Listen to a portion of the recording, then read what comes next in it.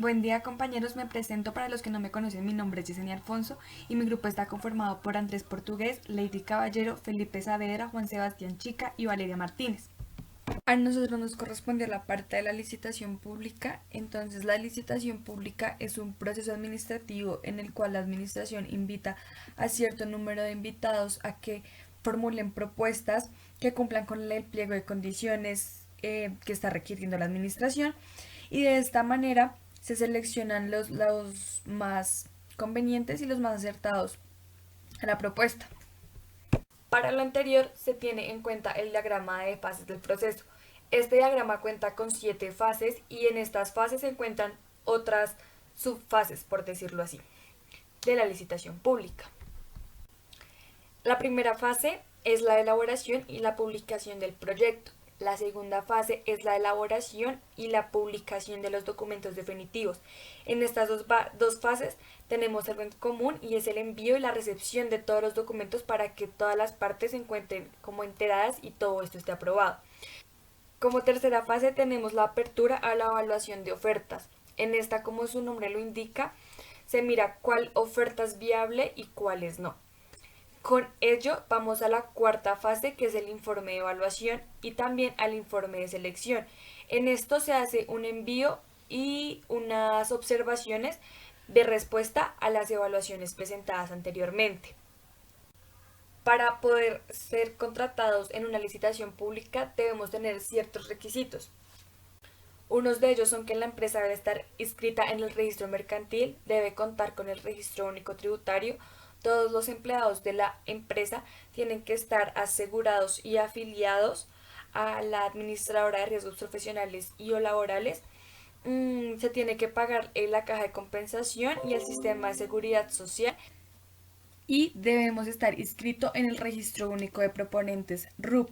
Este es un registro que suministra la información del proponente, en tanto en la información de la capacidad jurídica, la experiencia, la capacidad financiera y la capacidad organizacional que tenga la compañía. Además de lo anterior, no se debe ni contar ni con inhabilidades ni ser incompatibles para poder licitar. Ahora vamos con el paso a paso de la licitación. En esta parte consiste de 10 pasos. El primer paso es la identificación de la necesidad que se tenga. En esta se identifica qué necesidad hay, bien sea en cuanto a obras, en bienes o en servicios. Una vez aprobado el plan de compras, la entidad realiza el análisis del sector económico, el análisis de los oferentes y elabora el estudio previo que se necesita para ver si se puede o es necesario licitar. Como se los nombré en la primera parte, la entidad comienza a hacer un pliego de condiciones que se publica en el portal único de contratación SECOP. Esta publicación dura publicada 10 días hábiles, debe estar acompañada del aviso de convocatoria y de los estudios y de los documentos que requiera para poder presentarse. En el paso número 3 encontramos que todos los interesados pueden presentarse, y además de esto también están en la posibilidad de revisar, solicitar aclaraciones o explicaciones sobre el contenido o el borrador del pliego de condiciones que la entidad tenga en ese momento. En el paso número 4 se publica la resolución oficial que da inicio oficial al proceso y el pliego de condiciones definitivo que tenga la licitación. En este también se incluye el cronograma, se incluyen las observaciones y también las respuestas que fueron presentadas por los licitantes. Como quinto paso tenemos que la entidad hace una audiencia de asignación de revisión y distribución de riesgos. Esto quiere decir que en esta audiencia los futuros oferentes pueden realizar la aclaración del contenido sobre el pliego de condiciones. De esta manera permitirán que las dudas preliminares sean despejadas y así conocer los procesos de riesgo que tenga la ejecución del contrato. Como sexto paso tenemos que, según lo previsto en el cronograma publicado en la página de contratación SECOP, los interesados deben hacer la entrega de la propuesta en el lugar y la hora señalada allí. Se recomienda que la lleven antes de la hora mencionada, y el cronograma propuesto debe ser de obligatorio cumplimiento. Ofertas presentadas. En el octavo paso encontramos que se hace el informe de evaluación y que además se pone a disposición de los participantes por un término de 5 días hábiles para que ellos se pronuncien acerca de los aspectos que consideren pertinentes y asimismo pues puedan presentar las respectivas observaciones si tienen alguna observación por hacer en el presente informe. Como noveno paso tenemos que la entidad analiza las observaciones presentadas y de esta manera cita para definir el proceso en audiencia pública que se llevará a cabo según lo establecido en el cronograma. Como paso décimo es la audiencia de adjudicación. Esta se instala y los oferentes pueden pronunciarse por única vez sola sobre las respuestas otorgadas por la entidad. Esto no implica que se presente o se pueda mejorar o modificar la oferta presentada anteriormente. Además de ello, la entidad debe publicar ante constelación en el CERCOP el borrador del acto administrativo de adjudicación. En dado caso de que algún oferente cumpla con todos los requisitos del pliego de condiciones, la entidad de la audiencia pública adjudica el proceso de selección o si no, de lo contrario, se declara desierto. Como nota adicional a estos 10 pasos anteriores, se menciona que desde la publicación del proyecto de los pliegos, según las condiciones técnicas, económicas, jurídicas y financieras previstas en el pliego de condiciones, se es posible solicitar aclaraciones, modificaciones y sugerencias por parte de los interesados. También dice, según esto, en el evento que mediante dichas observaciones que traigan como consecuencia la necesidad de modificar los aspectos del pliego de condiciones, esto se hará mediante adendas, las cuales solo pueden ser proferidas hasta el cuarto día anterior del cierre del proceso. Las adendas se publican en días hábiles y horarios de 7 a.m. a 7 p.m. Por si no saben qué son las adendas quiere decir que son el único mecanismo válido para poder modificar el cronograma y así poder hacer más pliegos de condiciones o modificar el anterior.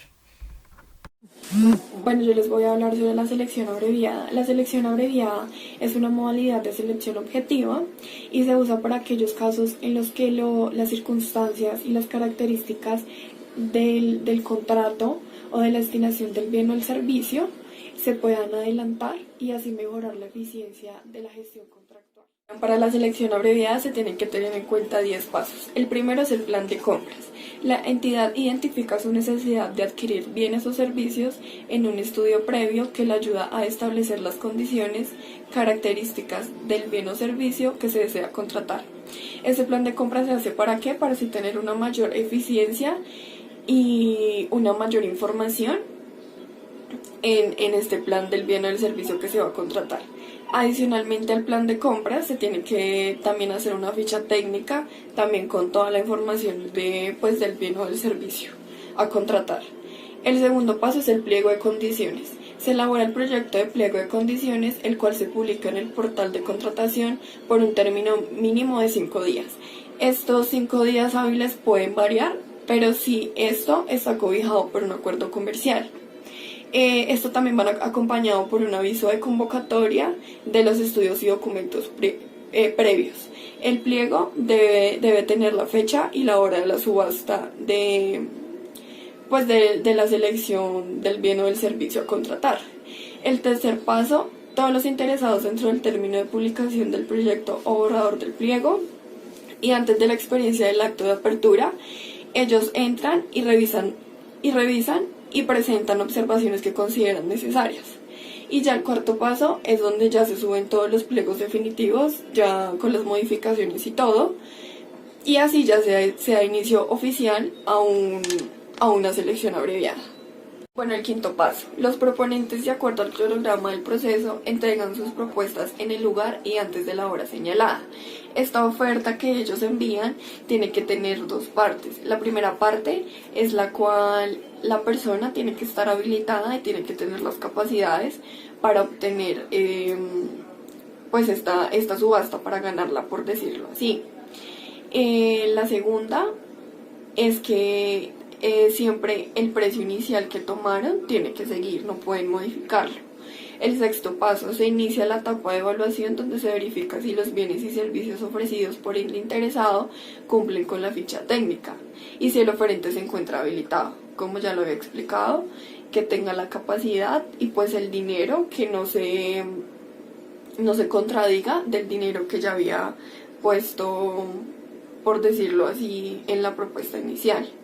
El séptimo es el informe de evaluación. El informe de evaluación se pone a disposición de los participantes por un término de 3 días hábiles. ¿Esto se hace para qué? Para que así suban las propuestas o modifiquen algo de lo cual ellos ya tenían en primera instancia, pero todo esto tiene que ser antes de que se suba la subasta. Ya después de que todo se suba y ya después de que den el tiempo para ellos modificarlo, ya no pueden hacer nada. Nuevo paso. A la subasta inversa se dará inicio en la fecha y hora señalada, pues esto quiere decir que no habrá ninguna modificación de lo que ya se pautó inicialmente. El noveno, la subasta iniciará con el precio más bajo indicado en los oferentes habilitados. Y el décimo, la entidad adjudicará el proceso al proponente que haya presentado el menor precio durante el evento de subasta. Si acá en esta subasta no hay ningún lance de otro oferente que ya se haya presentado, pues ya se tomará el precio inicial más bajo. Publicidad de los procesos de selección, pues el primero está el SECOP, que es el Sistema Electrónico para la Contratación Pública. Esto es un lugar virtual en la cual se puede consultar toda la información sobre los procesos de contratación estatal. El segundo, el SECOP centraliza la información sobre los procesos de contratación que realizan las entidades públicas. Así permite que se tenga un seguimiento previo de todas las entidades que conforman pues este proceso. El tercero, las entidades dentro de estos documentos deberán publicar los estudios previos. Esto es mediante el cual ellos establecieron las condiciones del bien o del servicio, así como su valor ya indicado en los pasos anteriores dentro del mercado y el precio de la subasta. El cuarto, otros documentos revelantes serán el plan de compras. Aquí es donde se encontrarán las futuras contrataciones que realizará la entidad durante cada año. ¿Cómo debo ofertar? Es necesario contar con el tiempo suficiente para entregar la propuesta en el lugar indicado, en los pliegos y antes de la fecha establecida. Si se entrega fuera de los tiempos, esto sería rechazado totalmente. La propuesta debe tener con claridad todas las exigencias realizadas por la entidad, cumplir con todos los formatos y anexos en lo que define el pliego de condiciones. Esto quiere decir que cuando una propuesta se entrega fuera de los límites de tiempo no será aceptada, será rechazada totalmente. Así sea por 1 minuto o por 5 minutos, la propuesta será rechazada totalmente porque para eso se definen los tiempos en los que pueden ser entregados. Debe cumplir con todas las exigencias que está pidiendo la entidad. Si no cumple con todas las exigencias, lo más posible es que sea rechazada esta porque no cumple a cabalidad con lo que está exigiendo la entidad que está generando la licitación. Los documentos del proponente sirven para que la entidad verifique la capacidad para contratar del proponente en sus aspectos jurídico, financiero, económico y técnico. Esto quiere decir las capacidades que tiene el proponente para solventar la situación económica de lo que está exigiendo la entidad, si tiene todas las capacidades técnicas y todas las capacidades judiciales para poder conllevar este acto con todo lo de la ley y que ésta no sea afectada cuando se realice el proceso en la entidad. Las entidades solicitarán documentos como fotocopia de la cédula representante legal, certificaciones de pago de aportes en seguridad social a los empleados, autorización para controlar cuando se requiera, etc. Esto lo hace para tener una mayor veracidad a la hora de escoger la mejor propuesta y así generar la licitación. Los certificados de antecedentes judiciales y antecedentes fiscales deben ser exigidos al proponente como requisito para participar en el proceso de selección. Esto no es necesario ya que solo se pide la capacidad financiera, judicial y económica que tiene el proponente. No es necesario contar con los antecedentes judiciales y los antecedentes fiscales. Consorcios, uniones temporales y promesa, sociedad futura. Bueno, los consorcios y uniones temporales son un mecanismo para unir esfuerzos de dos o más personas, ya sean naturales o jurídicas, y se unen para presentar una sola propuesta en el proceso de elección. Esto se hace para cuando dos proponentes se unen para unir todas sus capacidades y así cumplir con todas las exigencias que está exigiendo la entidad. Eh, Esto se hace para que los dos puedan pasar el proceso de selección, y esto genera una sociedad futura, que esto es la capacidad de unirse a futuro, ya sean las personas naturales o jurídicas, presentando la propuesta y en el caso de resultar favorecidas con la adjudicación del proceso de selección y se comprometen a crear una sociedad para ejercer el contrato. Ya cuando estén unidas, las dos proponentes, que son el ente, la persona natural o la persona jurídica, se unen para poder ejercer el contrato y cumplir con todas las exigencias que están pactadas en el pliego de petición. Esto se hace para más que todo para que las dos se vean favorecidas y sean escogidas a la hora del proceso de selección. Bueno, la propuesta técnica establece condiciones de carácter técnico del bien o servicio a ofrecer, de acuerdo a lo exigido por la entidad. Debe presentarse toda la documentación conforme en lo establecido en los pliegos de petición, y una vez presenta la propuesta, su componente técnico no podrá complementarse, modificarse o mejorarse.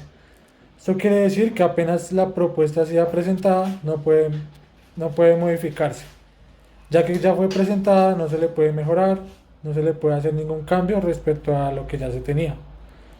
Con la propuesta en los casos de licitación, concurso o selección abreviada, deberá garantizarse el cumplimiento de su oferta con una póliza de garantía de seriedad. El olvido de esta conllevará rechazo de la propuesta. La póliza de garantía de seriedad es que se debe pagar una póliza teniendo cierta seriedad al momento del proceso de selección para que ésta no sea rechazada. Todos los proponentes deben cumplir con este paso, si no su oferta será rechazada rotundamente. Todas las propuestas deben seguir todos estos pasos a cabalidad para que logren ser admitidas en el proceso de selección y no sean rechazadas. Todos los documentos también deben cumplirse con estos, por lo mismo tanto ya he dicho, para que pasen todo el proceso de selección y después sean escogidas en el proceso de licitación. De esto nos hablaría la propuesta técnica más que todo. Gracias. Bueno, buenas tardes compañeros, profesor.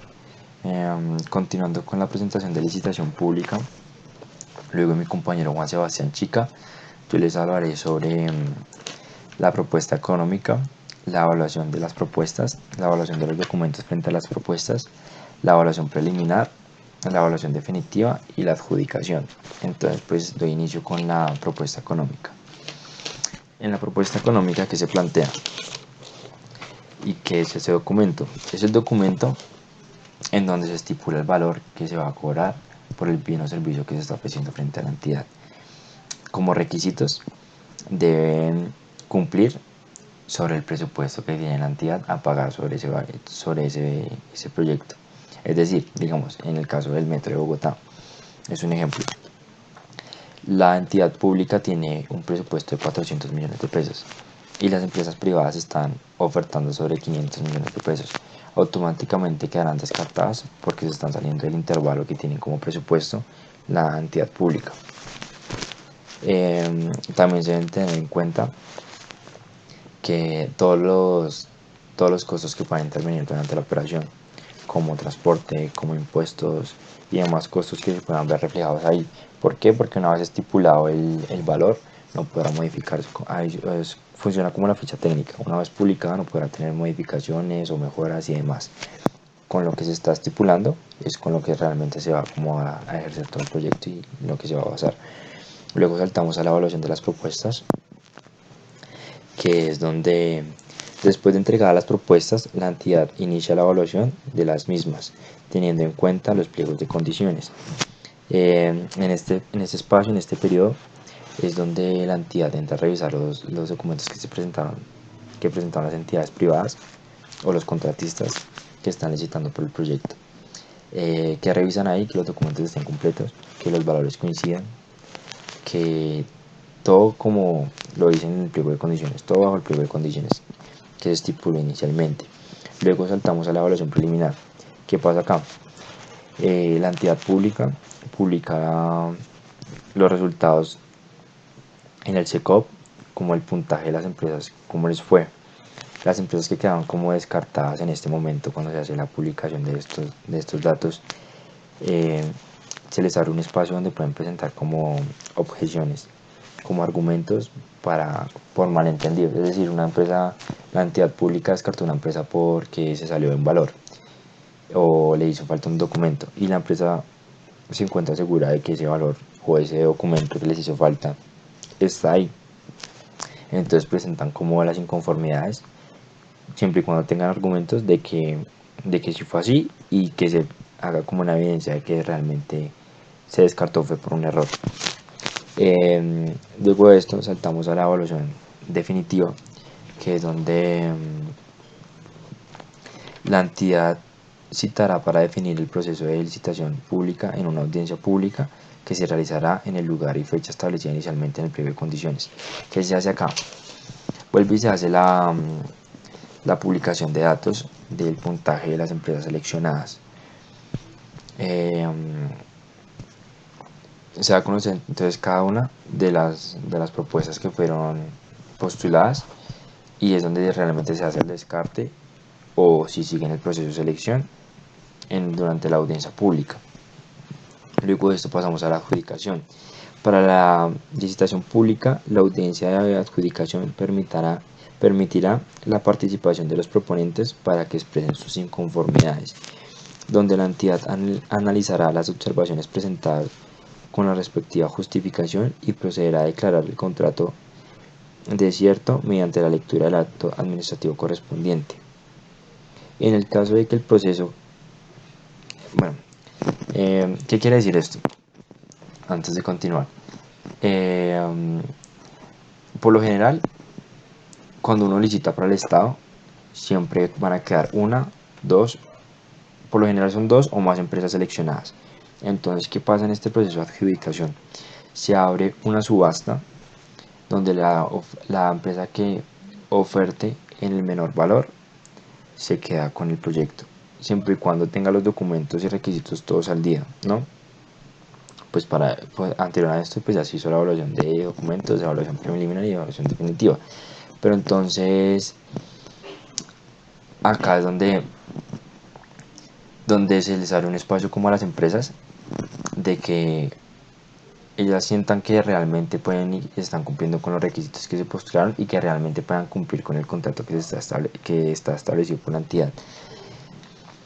Y pues básicamente lo que se hace acá es una subasta, una puja, en donde la empresa que oferte el mejor servicio y mejor calidad en un precio más económico es la que se lleva el contrato. También existe la posibilidad de que hayan como convenios entre empresas, es decir, si una empresa tiene una materia prima y otra empresa tiene como todo el servicio, se pueden unir y pueden presentar la propuesta para ese proyecto, pero como obligación durante el proyecto, o sea, durante el tiempo que dure el proyecto, tienen que crear una sociedad donde ofrezcan donde ofrezcan como hagan de nuevo la propuesta del servicio, pero pues esto lo que hace es que dividir como las responsabilidades y se financia como más el cumplimiento del contrato. Ya, gracias. Bueno, yo voy a explicar lo de lo que es el área de trabajo del proceso. Entonces, esto es una herramienta que nos brinda SECOP para hacer adelanto en el proceso de licitación cuando se hace el pliego borrador. Entonces, se publica, se empiezan a postular los oferentes y por medio de esta herramienta lo que nos deja hacer es como visualizar cómo va la oferta que se publicó. Entonces las principales funcionalidades que esta nos brinda es, bueno, nos da el detalle del proceso, los datos básicos del proceso y el borrado y el pliego borrador de las condiciones. La lista de oferentes, entonces cuántos oferentes van, si ingresó alguno nuevo. No deja abrir, digamos, como cada propuesta de cada uno, únicamente deja ver como el listado, pues eso únicamente lo deja abrir en detalle una a una hasta que se cierre como el proceso de inscripción donde los oferentes pues pueden ofertar. Nos deja mirar y responder observaciones y mensajes por parte de los oferentes, eh, pues para resolver inquietudes o observaciones que ellos tengan. Nos deja modificar el pliego borrador por medio de adenas, que ya mi compañera lo explicó anteriormente, y nos deja ver todos los eventos que hayan en el proceso, es decir, que si entra un oferente, si cambia algo, si ofertó algo nuevo, digamos como cada movimiento que haya en la oferta nos lo deja ver esta herramienta del área de trabajo del proceso. Bueno, ahora voy a hablar de la adjudicación como tal, ya cuando se cierra las ofertas para los que se quieren postular para la licitación y cuando ya se pasa el proceso de audiencia como tal para conceder la licitación al oferente que mejor se haya destacado y que cumpla con todos los requisitos y todas las condiciones que se necesitan para el proceso de licitación. Entonces lo primero que hacen es pues obviamente evaluar cada una de las propuestas, evaluar cada una, digamos, de las personas a las que se les va a dar el contrato, que no tengan inhabilidades, incompatibilidades, que cumplan con todos los requisitos, que no tengan de pronto relación con actos ilícitos para pasar al proceso de adjudicación. En este caso los oferentes tienen derecho a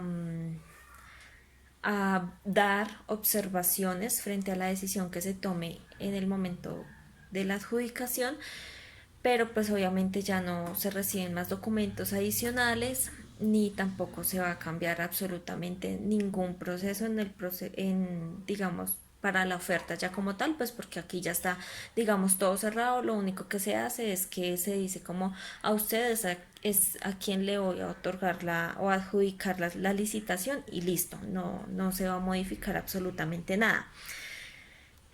Bueno, entonces ya en esta audiencia ya la entidad procede a escoger el que mejor se acople a todos los requisitos que se solicitaron.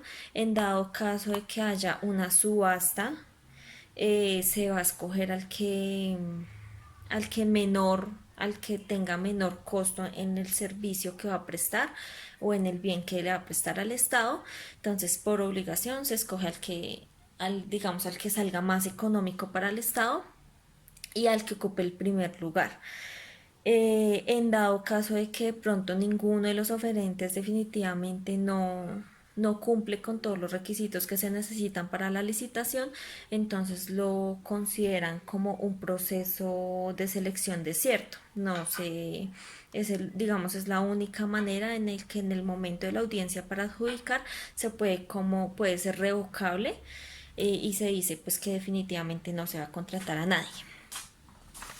Bueno, este acto es importante decir que cuando se adjudique, obviamente se tiene que adjudicar, como acabo de mencionar, al que haya ocupado el primer lugar.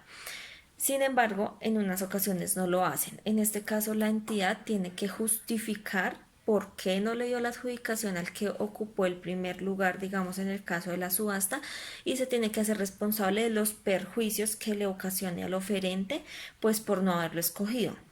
Sin embargo, esto pues, como acabo de mencionarlo, no es, digamos que no es legal, por decirlo así, porque violarían los mandatos legales contenidos en la Ley 80 de 1993.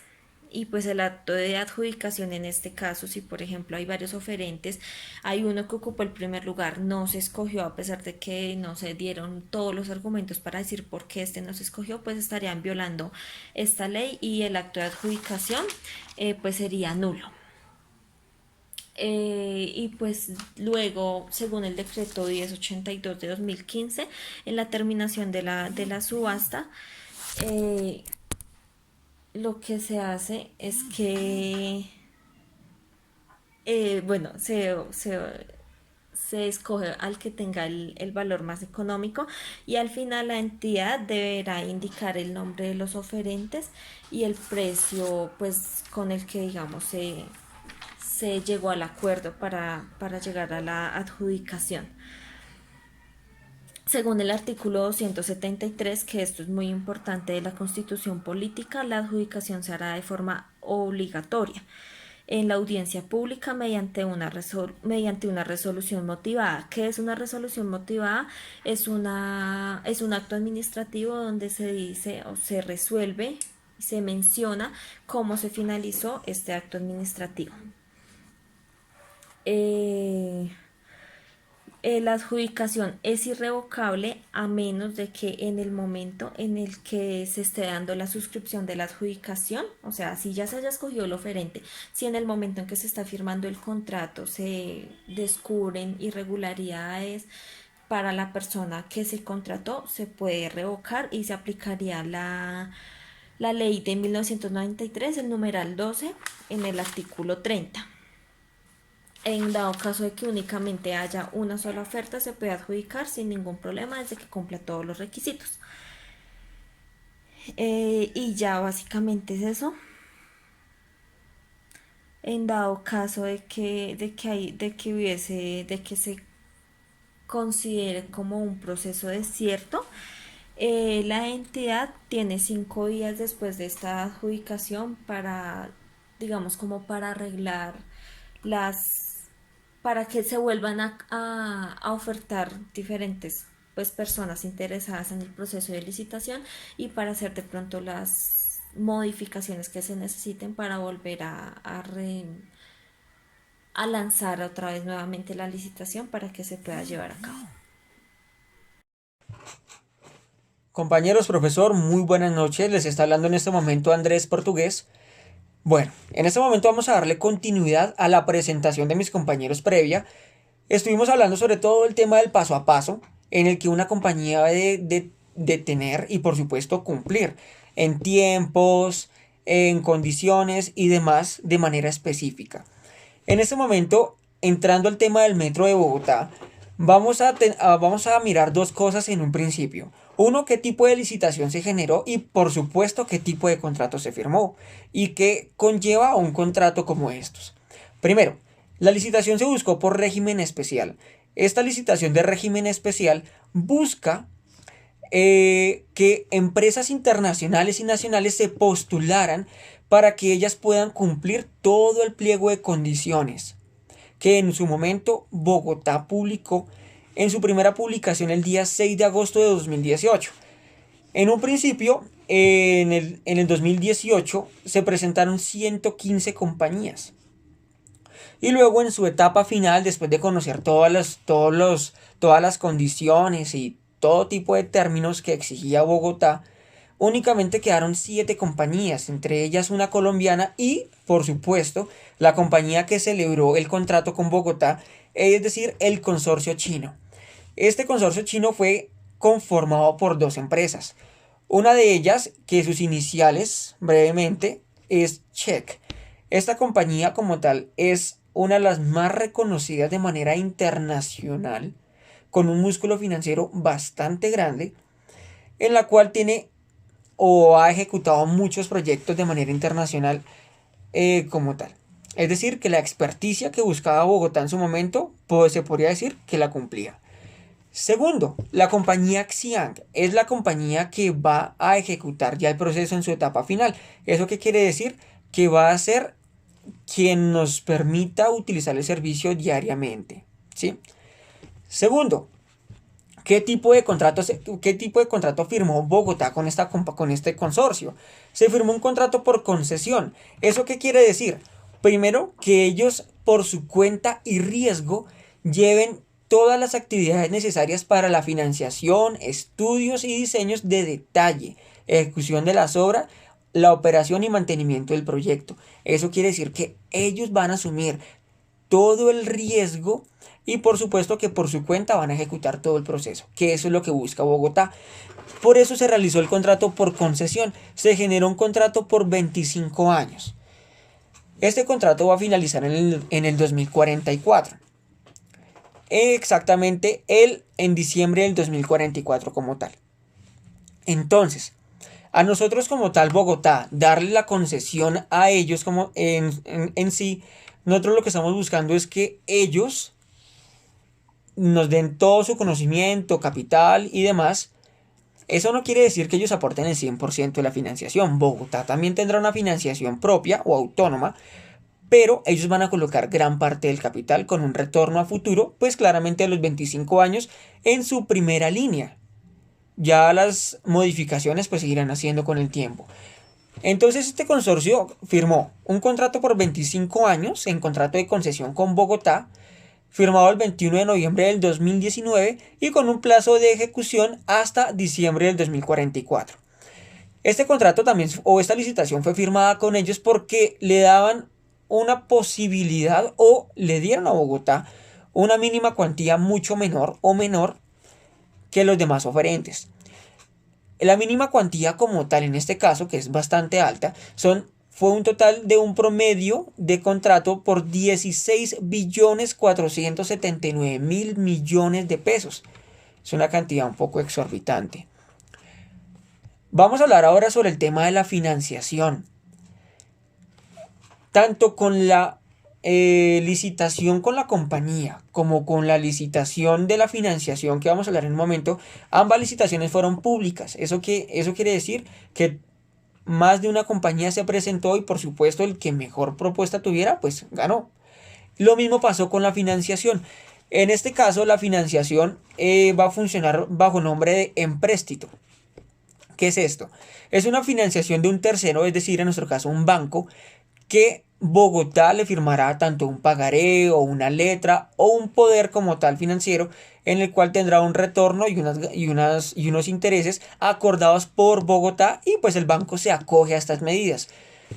En la licitación de financiación o del empréstito como tal, se hicieron varios créditos para que los tengamos en cuenta. Primero, se hicieron licitaciones en bancos nacionales para la inversión y por supuesto contribución a la ejecución de la primera línea del Metro de Bogotá. Pero en este caso se hicieron 3 créditos básicos. Uno, el de libre inversión, que era para apoyar como tal el sistema de la primera línea. Otro se hizo bajo específicamente la garantía de que era para apoyar el sistema de transporte público. Y por supuesto se hizo un crédito internacional por $70 millones para apoyar también el sistema de transporte público colombiano en su momento de la primera línea del Metro de Bogotá.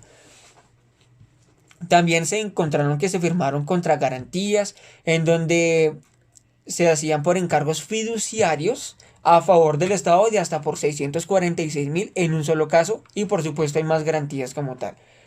Por último, quiero darles un dato curioso que ustedes pueden ubicar. El nombre de la compañía legal que se generó es Metro de Bogotá S.A. Ese nombre va a ser una palabra totalmente clave por si ustedes en un momento quieren verificar toda la información que en este momento estamos presentando. Hay 2 plataformas que se utilizaron en nuestra presentación, que son el SECOP 2, que fue una de las más mencionadas durante la clase, y por supuesto colombialicita.com. Entonces ustedes pueden ingresar allí y van a poder encontrar varios datos colocando Metro de Bogotá S.A. Vamos a poder encontrar una información que me pareció bastante curiosa y es la siguiente.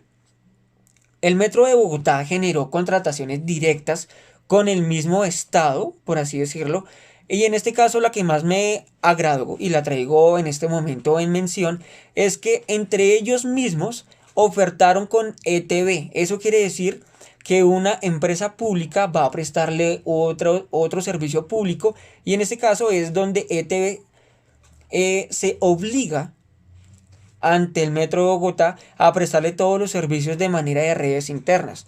Entonces esto me pareció bastante chévere. Hasta el momento el Metro de Bogotá S.A. hasta diciembre del 2019 había hecho 83 procesos, entre los cuales se pueden definir de la siguiente forma: realizó 57 contratos de manera directa, realizó 11 contratos de mínima cuantía, se realizó 7 de régimen especial, se realizaron 5 de licitación pública y 3 por méritos propios en concurso abierto. ¿Eso qué quiere decir? Que efectivamente el Metro de Bogotá, para todo gasto que utiliza o que aplica, e inclusive leí en las licitaciones que hasta cualquier gasto mínimo lo licitaba: contratación de periódicos, contratación de personal, transporte de personal, transporte para reuniones y todo lo demás. Todo era licitado con previo aviso o con previo tiempo, y por supuesto cumplían todos sus requisitos. Entonces me gustaría agradecer a todos ustedes, porque en realidad esta presentación pues cambió un poco su rumbo. Entonces cualquier duda o inquietud nos la pueden hacer saber pues obviamente en el grupo del profesor. Muchísimas gracias doy por nuestro grupo, y por supuesto les deseo que tengan ustedes una muy feliz noche.